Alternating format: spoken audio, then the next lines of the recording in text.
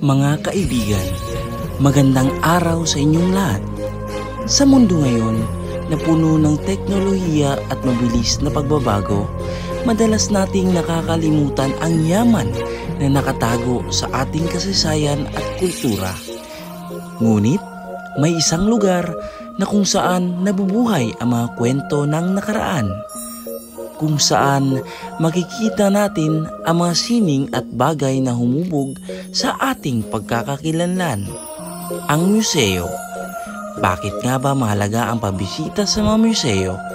Ano ang benepisyo na makukuha natin dito? Halina't tuklasin ang kahalagahan ng paglalakbay sa mga tahanan ng ating kasaysayan at sining.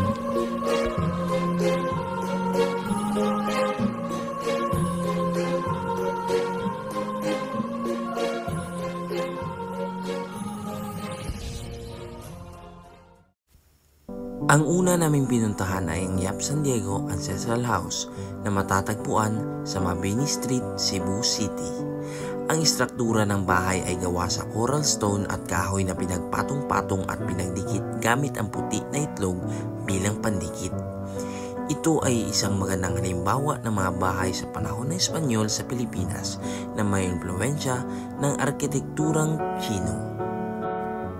Ang Yap San Diego House ay isa sa pinakalumang bahay sa Pilipinas na ginawa noong mga huling bahagi ng ika-17 siglo, mga taong 1675 hanggang 1700s. Ito ay orihinal na pagmamay-ari ng isang Chinoy na nangangalakal na nagngangalang Don Juan Yap at ng kanyang asawang si Doña Maria Florido.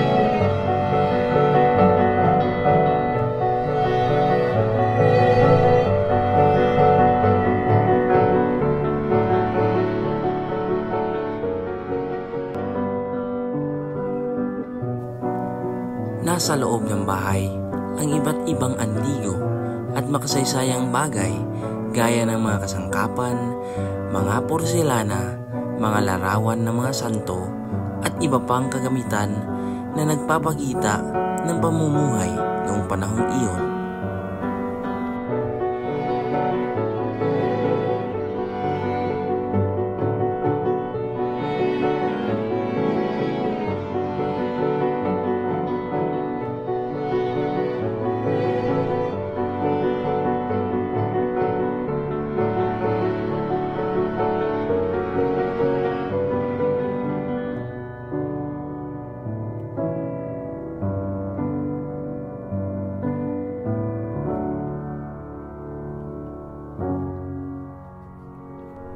Je te laisserai des mots en dessous de ta porte,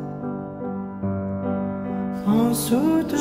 So makita na to guys no nga naa pa sa mga karaan nga mga butang o maanindot gyapon ang mga lamisa, mga ingkuranan ug uban pang mga gamit nga gigamit sa tag-iya ining balaya susama ning mga plato, mga porselana ug uban pang mga gamit kaniadtong 17th century.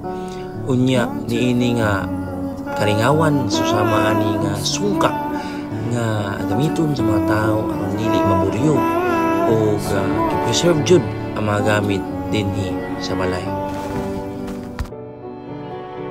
Ang pagpapahalaga sa nakaraan ay isang mahalagang aspeto ng ating pagkatao at kultura. Ito ay nagsisilbing tulay upang maunawaan natin ang ating mga pinagmulan, tradisyon, at mga karanasan na humubog sa ating kasalukuyang pagkatao.